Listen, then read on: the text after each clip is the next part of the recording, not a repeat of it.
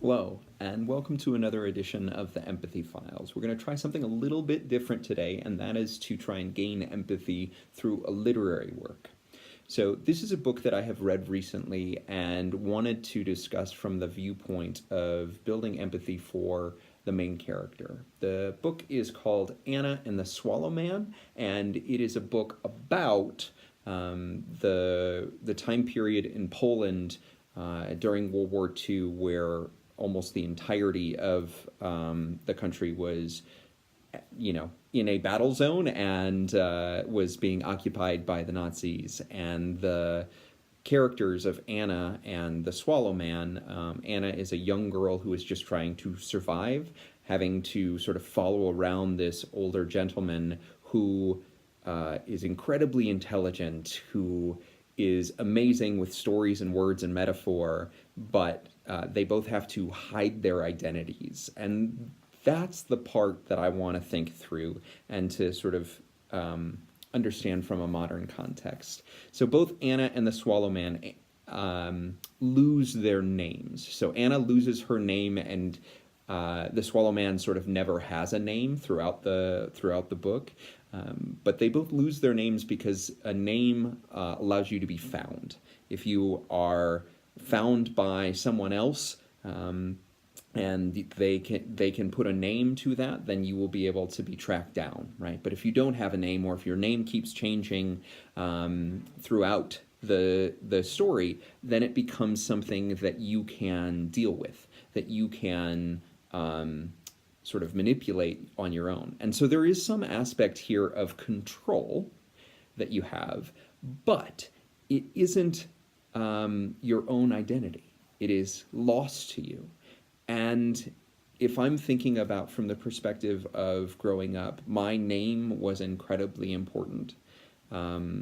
Whether I wanted it or not, that idea of having a singular identity that I am building and creating and adding things to, subtracting from them, I was figuring things out. And Anna can't do this because she needs to be safe. She is going to survive. I mean, that's her sort of one goal, and the Swallow Man is responsible for her in that same way. And they know that she cannot grow up normally during this time period, right? The war has taken that from them. They throughout the book experience all of these travesties, these horrific scenes of death, and they are desensitized to it. But the context of identity within the book is perhaps even more strong. Can you take the identity of any of the dead soldiers that you see along the way? How does that inform your own identity? Can you take the identity of the person that you were when the war started, when you are being attacked on a daily basis? Do you take that identity of who that person was, or do you take the identity of what came out on the other end, and you are a survivor?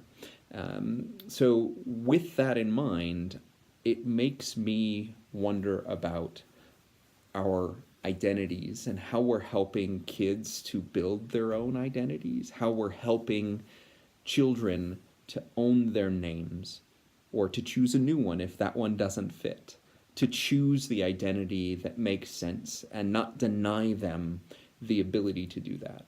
Now, in most cases, our schools and our workplaces are not war zones in the way that happened for Anna and the Swallow Man. It is not that heightened experience. But what it is a place where identities can be built, they can be denied, names can be embraced, they can be changed, and they can be destroyed. And I think the idea of losing your name, losing your identity, is something that will continue to resonate for a very long time. And the empathy that you can build and should build by listening to one another as a function of identity what I hear from you helps me build my own identity, the story that I tell myself. And it lets me understand who Ben is and what it means to be Ben inside, and what it means for anyone else to have their own name, because we say one another's names. And when you don't have an identity that you can control and that you can identify with, then it becomes something alien to us, and it becomes something that we have to actively fight for. And so this book has helped me to understand embracing our own identities and our own names. And I am drawn to places where people cannot do those things. And how do we make sure that that doesn't happen again?